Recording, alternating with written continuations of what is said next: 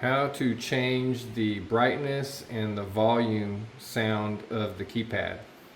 So you'll hit security, menu, toolbox, hit your master code or your installer code if you have it.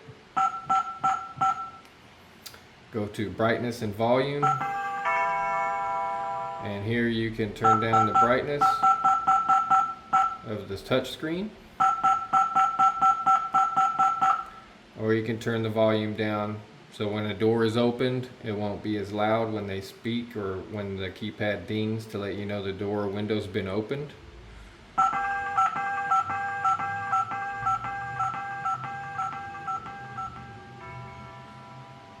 That's all the way down to the lowest position.